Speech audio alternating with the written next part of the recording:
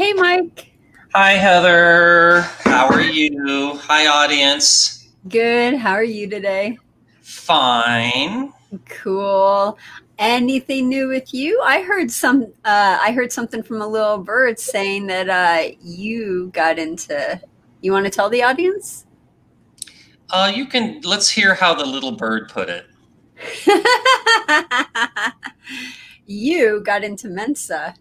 That is correct. So, as I mentioned on a previous show, I got the requisite 130 IQ, a score on an IQ test. That is And so I finally properly submitted that to Mensa. And I just, yeah, 2 days ago, I got the email welcoming me to American Mensa. Congratulations. It's a little Virtual. anticlimactic because they're not really doing anything because of the coronavirus. Yeah. But yeah, this is something I have kind of wanted to do for decades. So That is really cool. I am so jealous. That is so cool. yes. Well, thank you. Yeah. Sweet. So yeah, for today's show, let's do some state flag trivia, and I'll do the usual name that tune, and otherwise we will take questions from the audience. Nice. Now, do you want to start with viewer questions? Yeah, why don't we start with some questions? And by the way, before I forget, for those of you who study my t-shirts, today I'm promoting the University of North Dakota. And by the way, North Dakota is the only state that I have not been to. There's been a state you haven't been to? North Dakota, never had a reason to go, never had a reason to pass through it. Oh wow, I thought you went everywhere. I think I have a pretty impressive travel resume, but there's lots of places I haven't been and would like to go. Okay. And if anyone ever offers a direct flight from Vegas to anywhere in North Dakota, I think I'm going to go just to finish off my last state, cross it off the list. They might have good hiking or mountains or something you could climb. No, nothing? North Dakota is flat as a pancake, as I understand it. No wonder why you've never been there. Yeah, No never. Yeah. So I'll figure out something to do when I get there. Okay. Why don't we take some audience questions for about 5 minutes? Sounds good. Our very first question of the live stream was brought to us by Brad, who asked us at 1:30 p.m. So a whole hour and a half before the show started. Yep. Get those questions in early if you want them answered. Now, this is not a question as much as it is a comment, whether it's good or bad, but why are there so many dealers of Asian descent, especially female? I basically don't know. That was pretty easy. Next question. I was playing $50 double deck blackjack at a private table. All of the aces were gone by the third hand. If I had asked the casino to reshuffle versus playing out the shoe, do you think that they would accommodate me? So he was playing at a $50 level, and I assume he was at a private table.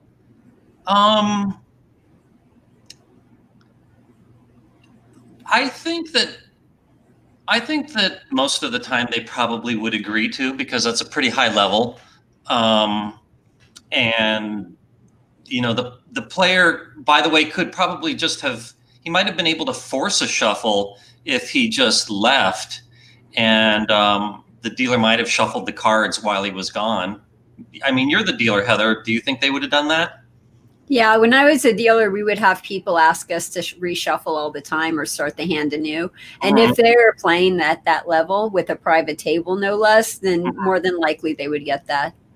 Okay, but let's say that you are dealing a double deck game and it's one player and he walks away to go to the bathroom. And would you reshuffle the cards while he's gone, just so that you have a fresh deck when he gets back? Oh yeah, definitely. So if he had walked away, if he had gone to the bathroom, the dealer's supposed to spread the cards on the table, and when he comes back, then they would shuffle anew. Okay. Yep, definitely. Okay, if you ran a casino, and let's say it's a double deck game and there's a dealer change. I noticed that most casinos, when the new dealer will shuffle the cards, would you do that, or would you just have the previous dealer pass the deck to the new dealer and maybe burn a card and go right on dealing? Again, every casino is different, so it really just depends on the house. But there were several houses that I worked at where if I was dealing a double deck and we're in the middle of the deck, I would just hand it off to the next dealer. And sometimes they would burn a card, sometimes they wouldn't. It really just depended on the house policies and procedures. But usually we would hand it off. Rarely I would have to put it on the table and they would reshuffle. Okay. All right, thanks. Okay, yeah. So next question. Next question. Let's see here. In Baccarat, the prediction based on positional probability of known cards, is it for the current hand or the next hand? What is positional probability and when to use it?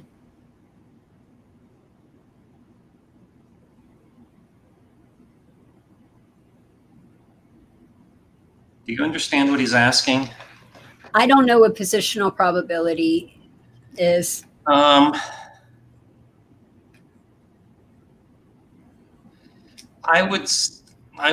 Okay, here's what I think he's asking.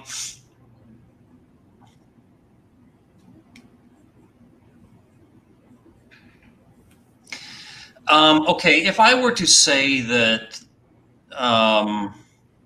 okay, well, first of all, let me say that Baccarat is basically like the flip of a coin, and it doesn't help to follow the previous shoe. So maybe this question is better asked about blackjack. So if I were to say the count is this, or the player advantage or disadvantage is that on the next, it would mean for the next hand. So yeah, that's the best I can do with that one. Okay. Not really sure what he meant. Next up is, I heard James Grosjean has a new book coming out. Any idea when it will be released, or if it will be available to the public or exclusive like Exhibit CAA? Thank you. Yeah, this is the first I've heard about it. I did see this before the show started, and I did a quick search, and I couldn't find anything about it. But I hope he does have a new book coming out. For the benefit of the rest of the audience, his first two books, well, his first book was done in a limited printing, but anybody could buy it. And I fortunately got a copy at the list price at the Las Vegas Advisor. But the second book was a very limited printing, and you could only buy it through him, and you had to apply to buy it.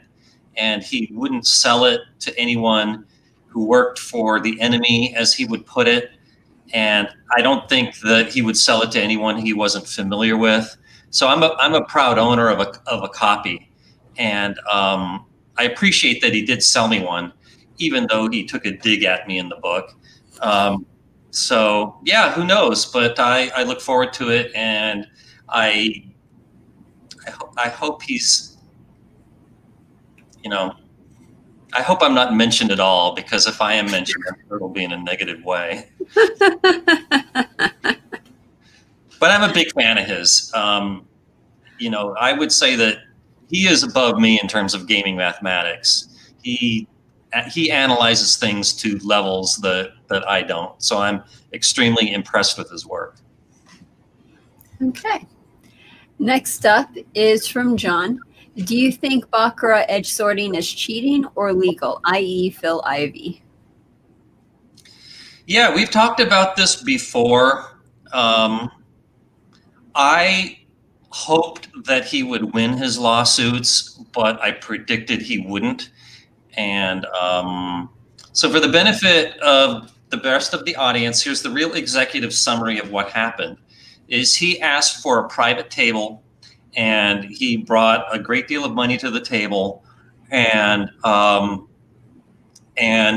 he sat there with, I guess, an Asian lady, and the Asian lady would ask to keep shuffling the same shoe, and she would sometimes ask that the dealer rotate the cards after the end of a hand. And she said this was just done for superstitious reasons. And but what was actually going on is she was asking the dealer to rotate them according to the value of the cards. And as they played through the same shoe multiple times, it got to be that certain cards were oriented one way and certain cards were oriented another way. And because the back of the cards was not cut properly, you could look at the edge design and he could tell after going through this a few times what the next card in the shoe would be. And if you just know the next card to be dealt, you can have a big advantage with the player and the banker. For example, they deal a card to the player first, right? And if you know that card is an 8 or a 9, then you're going to have a big advantage on the player bet. And meanwhile, if it's like probably a 5 or a 6, then there's going to be an advantage on the banker bet. And I addressed this on my website, but I don't know the whole thing that well. So the dealer was, the casino, a dealer agreed to do this. And therefore, this is certainly advantage play. And I would say that it enters the area of moral cheating, but not legal cheating. And because I think to the degree that a player's being paid or not, I think it should be legal cheating. So yeah, what was the original question? So yeah, I would say that he was ethically cheating, but not legally cheating. And I think that you should be proven to be legally cheating to not get paid. And yeah, so that's my opinion. But the courts, they decided in the casino's favor, so he has to pay the casinos back. Well, the casinos, okay, there was a case in Macau and a case in Atlantic City. Was it Macau? Yeah, I think so. And I think in Atlantic City at least. No, one was in London, not Macau. And I think in both cases he didn't get paid because they got suspicious. And I think they basically said, we're going to set this money aside because your play seems kind of fishy, and study it. And if it seems like a clean win, then we'll pay you. And then they studied the play, and they probably got some expert to say, you idiots, he was edge sorting. How did you let him get away with this? But then they didn't pay him, and he sued through the courts to get his money, and he lost in both places. Okay. So yeah, can't think of anything more to say about that. Cool. I like Crap's strategies comment. Fun with Flags, brought to you by The Wiz. Oh, should we get into Fun with Flags then? Let's do that. Okay. So these are going to be questions on state flags. So question number 1. Which is the only state flag to have a depiction of a real person? Heather, I'll give you the first shot, and otherwise it'll go to the audience. Okay, audience, we're waiting for your comments because I'm probably not going to know this. I'm guessing, I'm going to say Arizona. And who would be on Arizona's flag? Oh, some minor. But I said a particular person. So I'm doing good just getting the person part. Flags have depictions of, shall we say, generic people like a pioneer. Yes, I see that Tom H. wins the prize. Washington with a depiction of good old George Washington, the father of our country. Wow, never knew that. So what state is that? Washington. Oh, Washington or Washington, D.C.? Washington State. Okay. Yes, I should have made that clear. Okay, next. How shall I phrase this? There is a constellation on one state's flag is a constellation. Which state is it, and what is the constellation? And furthermore, why? Oh, I like that added part. The I love why questions. extra credit. Yep. So if you know the answer, put it in the comments. I'm watching for your comments. And where Nope. did you Hmm? know? Oh, well, I was going to say, Joey, no, it is not Virginia, and you spelled Virginia incorrectly.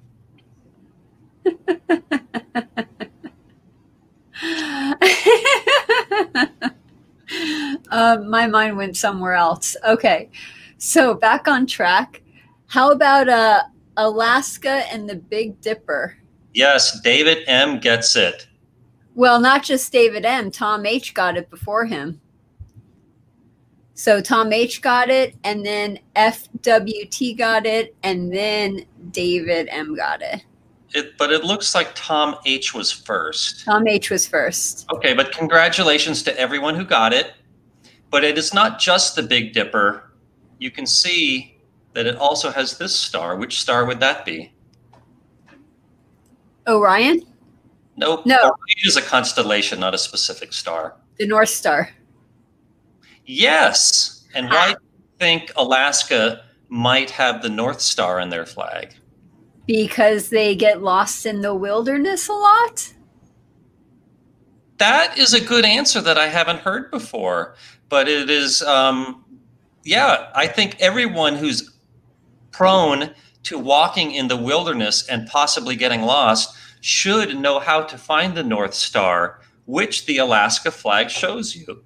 And in case you forget, this is so hard for me because everything is reversed.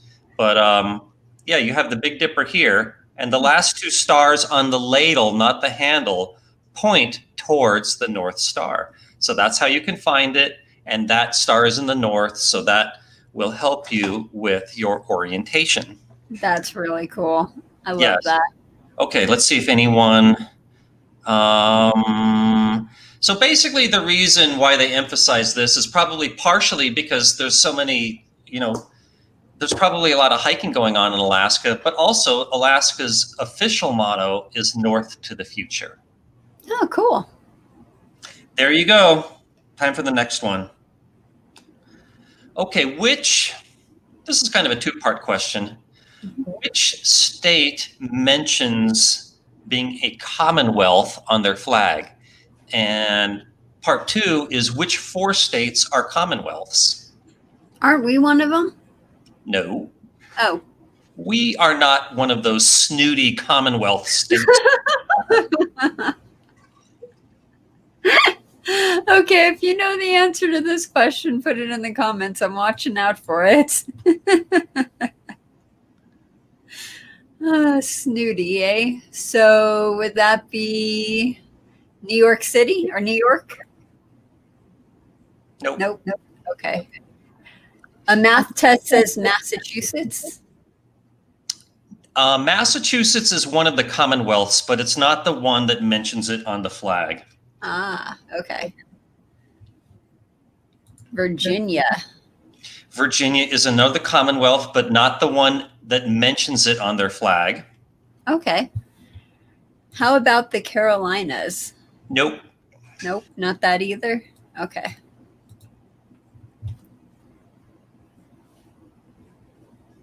Okay, guys, you're running out of time.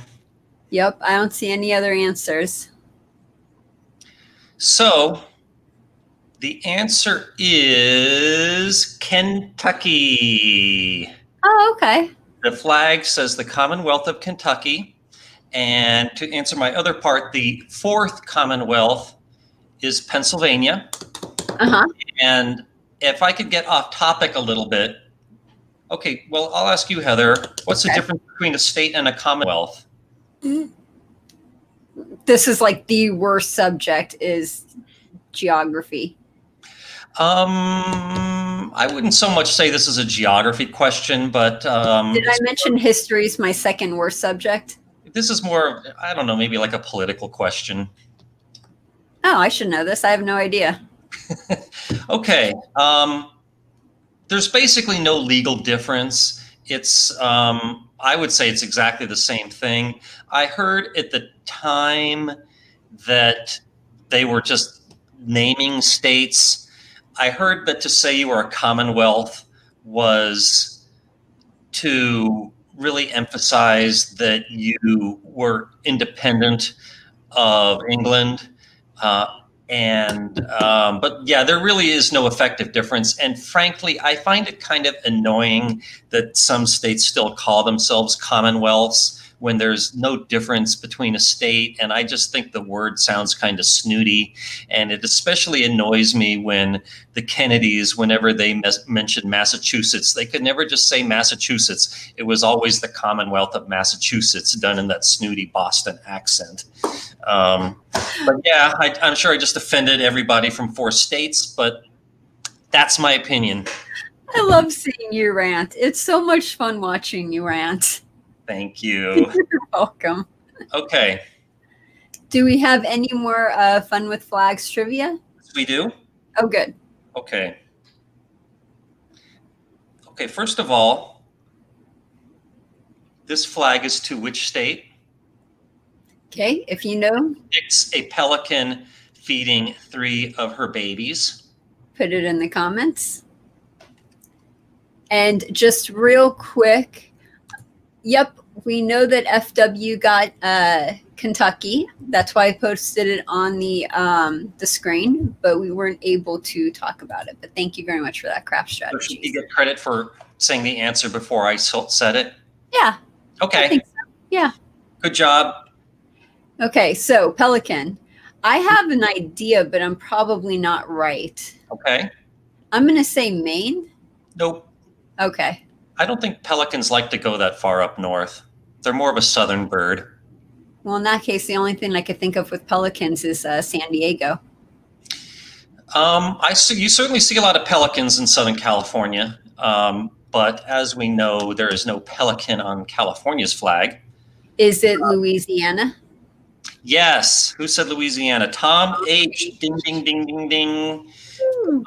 Okay. But so you can see the resolution is not good enough, but you can see that there is blood on the chest of the mother pelican. And what is going on here is that she is pecking at her own chest to draw blood for the baby pelicans to drink. That's disturbing. Yes, isn't it such a violent flag? Yeah. That reminds me of, you know, the Grimm stories where they take such like a nice story and make it so, I don't know, disturbing. Oh, I love the German fairy tales in their original unvarnished form. Yeah, but they are disturbing. They are totally disturbing. Like, yeah. Like Cinderella. Yeah, Grimm's in the Disney version, everything, you know, everyone lives happily ever after. But I think in the original German, I think they killed the stepmother or something like that. And I think that really bad things came upon her stepdaughters too. I mean, her natural daughters. The eyes were pecked out, and that was after the wedding. The eyes were pecked out, and then before that, when they were trying to, like, you know, oh, my shoe or my foot fits in the shoe. Well, their foot wouldn't fit in the shoe, so they would cut off all of their toes, or they would cut off their heel, and then they would have. I used to read all of these. So, and then they would have a bleeding sock, and the prince is like, why is your sock bleeding? I think you need to get that checked out. And they're like, no, it's fine. See, my foot totally fits in this. And there's like blood coming out and everything. Sorry, I got a little too into that. You know quite a lot about this, Heather. I got way too into that. Do you know how Hansel and Gretel ended? Didn't they kill? Well, they killed the witch, but didn't they throw her in the oven or something? I don't remember. But even the unedited version is kind of violent about fattening up kids and then eating them. Well, not to mention the parents that that threw their kids in the woods to begin with were super abusive, you know? Yeah. And is Little Red Riding Hood one of the German ones? Yeah, I think that's one too, where that was like sort of disturbing. Well, I think in that one, I think that they sewed a rock. No, I think in the edited version, they sewed a rock in the wolf's stomach. I don't remember about that one, but I remember the rock in the stomach. I just don't remember which one that was for. That was from Little Red Riding Hood, but I don't remember if that's the clean, if it's the original German or the cleaned up American version. But there's a statue somewhere in Germany of like an ogre eating kids. Yeah. Only in Germany would you find that. And I'm allowed to rag on Germany because I'm half German. And proudly so. Should we get back to the flag? Pretty off topic here. So getting back to Louisiana, yeah, I don't know. I think that this whole story about the mother sacrificing herself is probably meant to be an allegory to the whole story of Jesus, but I am not sure. Okay. Okay. You can see I won't say which state this is from because it's obvious. But you can see that the emblem is in a diamond shape. Why is that? They wanted to do something different than stars. They got bored with stars. That's not what I'm looking for. But you can see they also have stars on their flag. But I thought they were diamonds. Is in the shape of a diamond. Okay. I don't know. If you guys know, please put it in the comments. We'll post it up. Okay. I have to go off topic here because I noticed somebody asked, what is 8 divided by 2 times 2 plus 2? So this is another thing that I feel strongly about, that a lot of people don't know the proper order of operations and the, what's it called? There's this memory device called Please Excuse My Dear Aunt Sally, which goes, you do parentheses first, then multiplication, then division, then addition, and then subtraction. But that's wrong because multiplication and division are equal in priority and addition and subtraction are equal. So in the case that you have both, you do the one on the left first. So let's answer Miami Boy's question. So first you evaluate the 2 plus 2.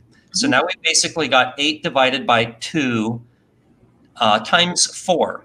So now you do the operation on the left first. So 8 divided by 2 is 4. So now you've got 4 times 4, which is 16. Cool. But the reason it's a good trick question is I think most people, because of that, please excuse my dear Aunt Sally rule, would think, oh, you do multiplication next. And that would lead them to an answer of 1. So that's wrong. So yeah, and there was either that or basically the same type of question that got viral on Facebook once. And yeah, so. I was thinking it sounded like a Facebook thing. Okay. I don't see a correct answer about Arkansas here. Nope. So the answer is the diamond shape is because Arkansas is the only place that has, shall we say, easily found natural diamonds. It's the only state that has a diamond industry for diamond mining. And I know as a license plate collector, they used to have diamonds on their license plates. Cool. Let me search something real quick here. Okay. Because I don't want to give the wrong answer on the next one. Okay. Okay, I'm ready. All right. By the way, I think last week I may have incorrectly said the dimensions of the U.S. flag. They are 10 by 19. The dimensions are 10 by 19. Okay. This is the California flag. I would say my favorite of all state flags. So the question is, this is not just a generic bear. It is was a particular bear that was used as, shall we say, the model for the bear on the flag. What is that bear's name? Oh, Smokey? Nope. Smokey is the Smokey was a I guess he was a black bear. But no, this is a grizzly bear. And it's kind of ironic because there are no natural grizzly bears left in California, nor were there any, I think, at the time that they decided to make the flag this way. Very interesting. Have okay, you... Mo the cat is saying that he should get credit for Arkansas. So I'm not really following the comments that well. So Heather, it will be your job to properly assign credit. I looked. Sorry, Mo the cat. You were not up here, and I did not see any answers. I even looked twice after I saw that. Sorry, Mo. No credit. Too late. Sorry. David said the same thing I did. Smokey the Bear. Oh, I like Joey's answer. Joey's answer is Yogi the Bear. Okay, quick side question. What was the name of Yogi's sidekick? Heather? Little shit? Little what? Nothing? No. Alex says, was the bear's name Monarch? Yes. Oh, cool. I have a feeling. I hope you didn't cheat there, Alex. This is a pretty tough one. But yes, the answer is Monarch. And as the story goes, they used the grizzly bear in the San Francisco Zoo as the model for what a grizzly bear looked like for the flag. So there you go. That's very cool. Good. Very good, Alex. The answer to Yogi, it was Boo Boo. Yep, Boo Boo, Boo Boo Bear. Everyone got that. I had no idea about that one. Okay, next. Which is the only state flag to depict nudity? Oh. Wouldn't it be Nevada because we're the only ones that have brothels? And would there be a picture of what word? What's the politically correct word?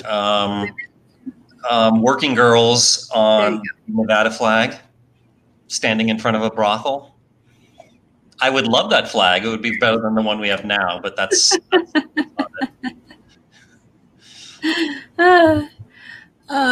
so while we're waiting for people to get the answer to that question, craft Joey got it. Joey got it? Virginia? Yes, this is Virginia's flag. And I know this resolution is not very good, but you can see a woman dressed in what looks like a toga standing on top of what looks like a dead man. And the Virginia's motto in Latin is Sic Semper Tyrannis, which I think means virtue over tyranny. So it shows this woman, I guess, representing Virginia, basically conquering England, which represents tyranny. But you can see that her toga is kind of slipping off, exposing one of her breasts. Wow. Wow. Yes, so we've now had nudity and violence on our flags, which I like, but much better than boring ones like Nevada's. Who thought fun with flags would be so entertaining? It's supposed to be fun and educational. Okay. I don't want to spend too much time on this, so I'll skip New Mexico. This is just a quick rant. I do not like state flags that have to say in really big letters their state name.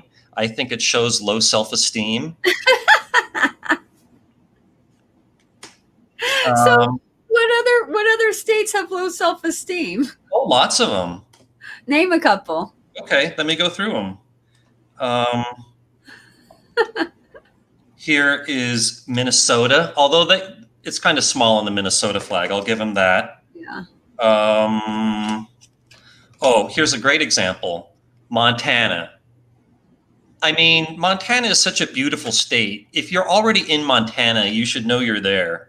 So, you shouldn't need to advertise it. Here's another low self-esteem state, Kansas, Iowa, Illinois. Here's a great example, Wisconsin. Oh my God. Big bold letters. Now, in all fairness, I'm pretty sure our own Nevada flag says Nevada, but it's in tiny letters. South Dakota. Oh man. Now here's one I kind of like. Rhode Island's flag just says hope. That's good. I like that. Yeah, isn't that much better than just saying Kansas? Oklahoma. Come on, guys. Be more creative. North Dakota. Oh, my stomach hurts from laughing so hard. Okay, here's Nevada's. I mean, right below the star it says Nevada, so we're not too bad. And I think it can be forgiven if it's part of the state seal, like we have with Nebraska here. I don't think But Sheldon. I think it's kind of lazy to just make the state seal your flag. Think of something new, guys. I don't think Sheldon had people laughing this hard on his Fun with Flag shows. Idaho has to say their name twice. That's really low self-esteem. Yes, it says state of Idaho. It says Great Seal of the State of Idaho in the seal, and then below it, in case you didn't read that, it says State of Idaho. So they have to say their name, state name, twice. Come on, guys. Florida, state seal again. Yeah, and I'm probably skipped some. Where was I at? I don't know, but that was just too funny. Thanks, Heather. Okay. Okay.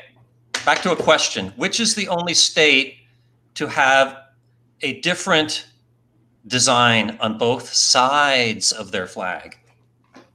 Oh, I'll say Hawaii. Because, and what's on each side?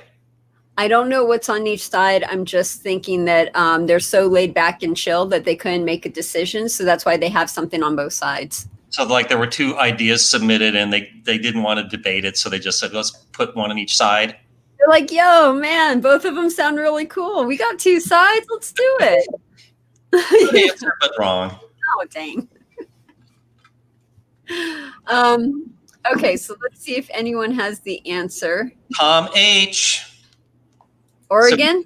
So we got the boring state of Oregon on one side, but on the other side, which this card doesn't show, and it should, it has a picture of a beaver.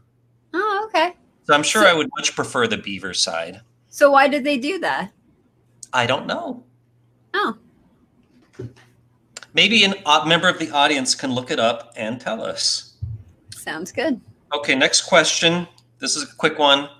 Which is the only state that does not have a rectangular flag? Okay. Which one does not? I'm sure one of you guys knows this, but there's like a 5-second delay, so I'll be a little bit patient. I want to see a flag that's a heart shape.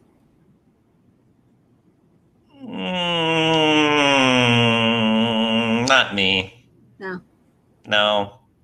No, flags are supposed to be serious. And if you have a flag that's a heart shape, it's like, oh, you know, we love each other and, you know, come conquer us and invade us. We have no military because we'll give you a hug. Isn't that Canada?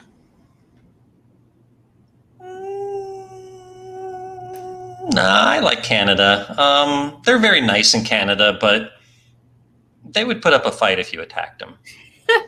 So Tom H says Ohio. Yes, Ohio. Here we have Ohio's flag. Very nice. Okay, this next one. Okay, which was the last state to remove the Confederate battle flag from their state flag? Was it something that happened recently? Maybe. Okay, if you guys know the answer, put it in the comments. I'm watching, I'm waiting. But yeah, why can't we have a flag that's like all of the suits of the cards?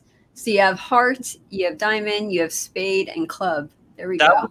That would be a real good idea for Nevada's flag. And if I'm ever the governor of Nevada, I'm going to try to change the state flag, the state motto. What would you change it? What would you change the state motto? Everything. Do you have a motto? Well, our motto is Battleborn, which refers to that we became a state during the Civil War. I never liked that one. Political movement. It was just a political ploy for the Union to get 2 more votes. You know, it doesn't make for a good story.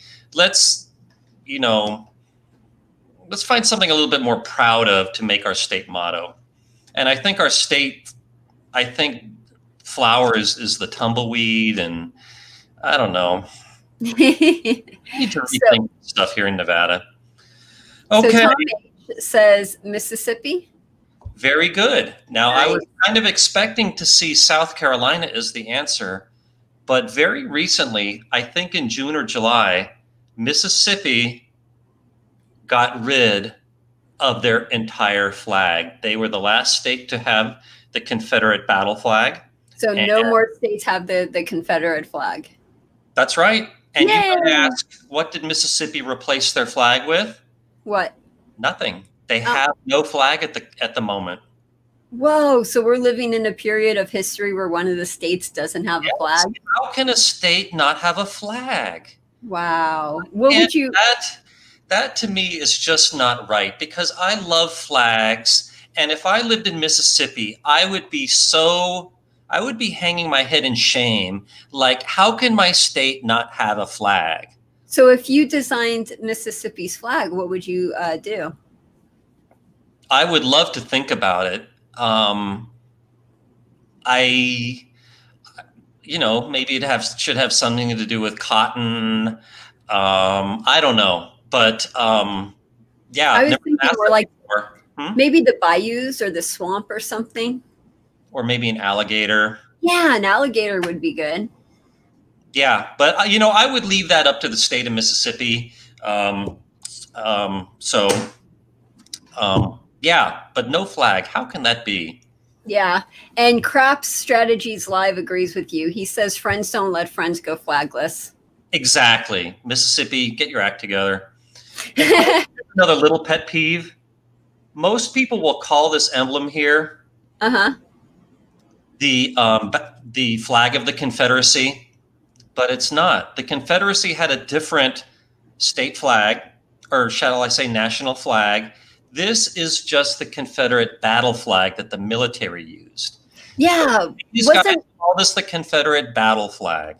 Wasn't there, I was listening to something, wasn't there a lot of flags that basically meant the same thing, and they were all under the umbrella of the Confederacy? I think, if I remember. It wouldn't surprise me if this I don't know, to be honest. I mean, you would think that during the Civil War, all of the Confederate state flags would have had maybe something to do with either the Confederate flag or the Confederate battle flag. I just don't know. This was one of my questions that I was thinking of asking, but this is going on too long, so I skipped it. But where's my Maryland flag? The Maryland flag is kind of like a compromise between, here it is. So I love the Maryland flag too. I think this is my second favorite state flag, but the yellow and black design was something that they used in Maryland to show support for the Union, and the red and white one was a flag that people used to show their sympathy for the Confederacy. And I don't know if these were ever official flags, but Maryland was very split 50-50 in terms of which side they should support. Well, in that case, with everything that's going on right now, are they considering changing their flag as well? Because I thought they were going to, rightfully so, get rid of anything that had to do with the Confederacy. I have not heard that they're thinking about that. I mean, I never even heard until recently that Mississippi changed their flags, which surprises me. But I haven't heard anything about this. I mean, I lived in Maryland for 10 years. And to be perfectly honest with you, I didn't know the story of their flag, but I just liked it. But okay, that will do it for, I don't want to call it Fun with Flags because that was a Big Bang Theory thing. But that will do it for our segment on flag trivia. Thanks, audience, for all your answers. Sounds good. Somebody said there are no gators in Mississippi. I did not know that. A math test also says he's from Mississippi, and he said that they are too busy fighting the corona at the moment to do anything. That is a good point. Since we're going back to questions, you want to start off with a forum question, and then we'll go back to viewer questions? Okay. Cool. Let me go to my forum, if I can find it here. Sounds good. I'm going to go back up, scroll all the way back up so we could start doing questions where we were at. Okay. Gilles Maire asks, assuming there's a season, are you seeing any bargains for Super Bowl odds this year? Nope. At this early, the only bet you might see is on the conference to win the Super Bowl, and I never detect any advantage either way on that. And you also see props on which teams will be in the Super Bowl, but I don't like futures bets like that because they carry a very high house advantage of about 30%. So Odious Gambit asks, now that casinos are confirming that they can do things like 000 roulette and gamblers will still play, why do they offer blackjack games that can be beaten in the first place? Well, I would say it's for the same reason that not every roulette game is 000. You still see double and single zero. And because basically some players are smart, and if they made every blackjack table 6-5, they would lose all the smart players. So the casinos are, I think, if their object is making as much money as they can, which it is, then they have some 000 wheels for the players that will sit down, plop themselves down, and just play anything, and then some single and double zeros for the players that are you know, have done some work before they played, and so they get their business too. And so yeah, if let's say that every casino said, oh, let's change every 100 blackjack tables to 6-5, they would lose so much business from educated players. So they want to keep that business too. Thus they have a mixture, and they are trying to gradually make more 6-5, but they are doing it slowly. Okay. Okay, that's all I got on that one. How about a question from the peanut gallery? So going back up where we left off, Paul says, do you know if casinos have a 9-6 jacks or better, or are they more likely to have a lower edge slot in general? You don't see 9-6 jacks very often anymore, which has a return of 99.54%. Most video poker games are set to around, sadly, only about 98%. But you do see some games that are decent, like 9-6 double bonus at 98.98%. 8-5 bonus poker is not too hard to find at 99.17%. So yeah, at most casinos, that's the best you're going to do. At the MGM Mirage properties, most of them do have 9-6 jacks in the high limit rooms. But yeah, 9-6 jacks is sadly now the exception and not the rule. Okay, next question. Next question. Slots, single versus multi-line. What are the pros and the cons? Just play whichever you find more fun. Multi-line obviously is going to have less volatility, but the return percentages for the same bet amount should be roughly the same. So yeah. Okay. Just play whichever one you like more. Sounds good. Now, what do you think about some sort of blackjack baccarat mix? As in, instead of having a dealer just deal out baccarat with some type of player's choices in the game? No. Well, I will say that in Chemin de Fer, the person, there is some free will. I think the player can choose to hit or stand on a 5. And the banker can choose to hit or stand on anything. But, you know, you don't see Chemin de Fer very often. But the reason I was shaking my head is, as someone who has been in the industry of designing games, I can assure you everybody and his brother is trying to create a game that mixes two of the following three games: blackjack, poker, and baccarat. Please stop doing that. It has been tried to death. It's never worked very well. So yeah, please stop combining. Please. Okay, next question.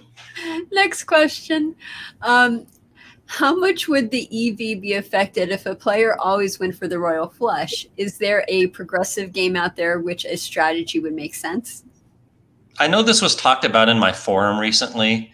The question was, if a player had a go for the royal strategy no matter what would the return be, and how often would you get a royal? And off the top of my head, I think the probability of a royal would be about 1 in 18,000 compared to 1 in 40,000 playing optimal strategy. And the return would be absolutely terrible, like 5%.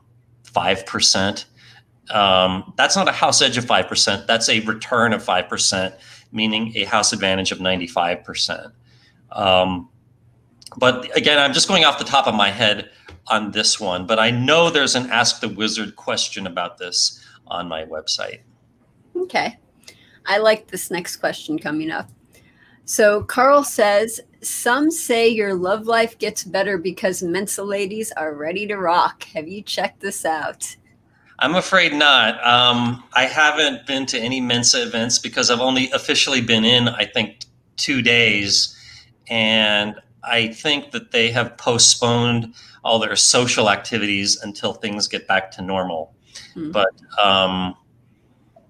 yeah, I will try to remember to address that in the future once I go to some Mensa activities, which I will be happy to do once they start doing them. But I assure you I will be doing no more than just torturing the ladies with trivia. Some ladies like that. Or Jenga. Like you. It was so much fun, though. We had a really gnarly Jenga thing going. So our next question, what is the best way to cash out of the casino to avoid triggering the paperwork the casino is required to do if you're over a certain amount? Good question.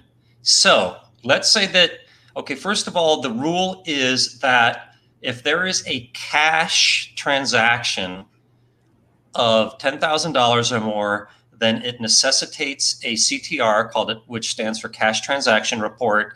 And this will, and they will ask you your name and other information, and the casino will send this report to the government. And this rule isn't, this thing isn't just for casinos. If you go to the bank and either get or give 10,000 or more in cash, they will have to do this too. And they will ask you your occupation and I think your social security number. And yeah, it's kind of a fuss. And furthermore, it increases your chances of getting audited. And the more CTRs you have to your name, the more, yeah, the greater the chance the government's going to wonder why you are dealing so much in cash. And they might think that you're trying to evade your taxes. So where was I going with this? Okay, so let's say that you do have 10,000 or more in chips. What I recommend you do is don't cash out more than 10,000 of them in one day. And you might think, well, maybe I'll cash out 9,000 and then come back an hour later and cash out another 9. I would not do that. That's called structuring. In other words, like making it like an obvious display of trying to evade the CTR rules. And casinos are kind of vigilant about people doing that. So yeah, I would not do more than 9,000 in withdrawals not withdrawals, but cashing chips in one day. And if you are a person to bet a lot of sports, you can make bets with these chips. So, for example, after the Super Bowl, I will often have lots and lots of winning sports tickets. So let's say you cash out a bunch of tickets that add up to more than 10,000. They will ask you, do you want that in cash or chips? And say chips, and then take those chips and go over to the cashier and maybe cash out 9,000 of them and hold on to the rest, because maybe you will make more sports bets in the future, or just cash out those other chips at a later date. Very good advice. So, yep, there you go. Cool. So our next question, what is the star in the California flag? Let me find my California card here, but to be honest, off the top of my head, I don't know. Here's the California flag again. I tend to think it probably means, you can see that it says California Republic, and depending upon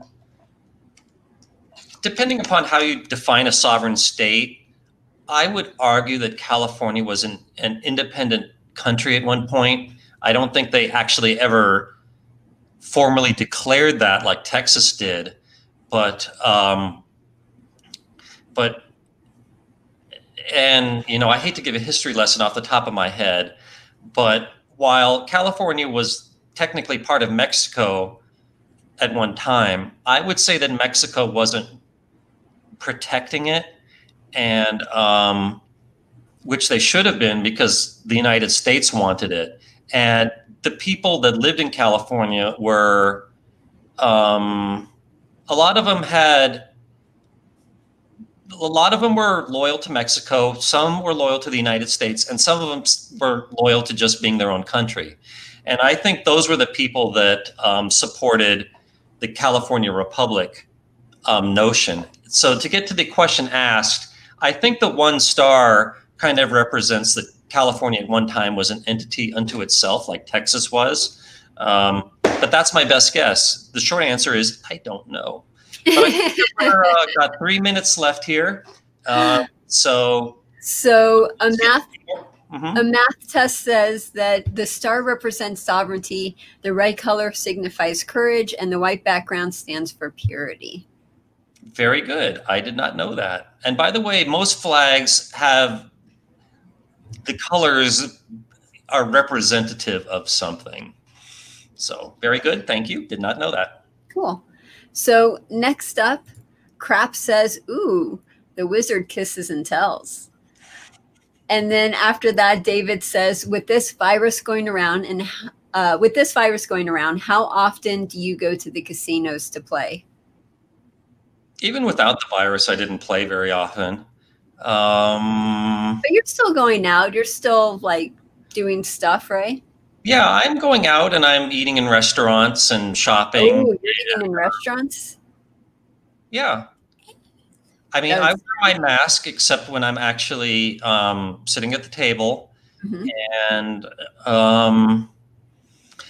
I am not an extremist in terms of masks or no masks. I think that people should make an effort at social distancing and wearing a mask when they're around other people, but neither do I take it to a ridiculous extreme of isolating myself.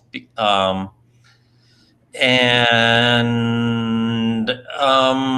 mean, I haven't done a thorough study, but I think that I understand that if I go out there and do something like eat in a restaurant, there is a chance I will get infected, even if I take precautions. It is a gamble I'm willing to take. Every time you drive a car, anytime you do lots of things like walk up and down stairs, there is a chance of an accident or death. And, I might add that while there have been about 150,000 deaths from the coronavirus so far, the number of people who die related to tobacco per year in the United States is about 3 times that much. So let's keep things in perspective. Well, didn't they say that COVID is like the 3rd leading cause of death in 2020? I just heard that on the radio today. Yeah, I was someone. Right, but you have to look at the numbers and look at 150,000 compared to the whole population. And I'm not saying that to dismiss the severity of it, but I think that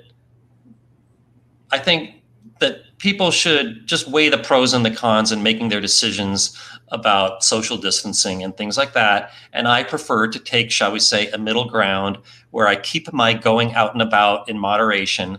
But I think for my own mental sanity, I have to see some other faces besides the people that live in my house. That's what live streaming's for. Yeah.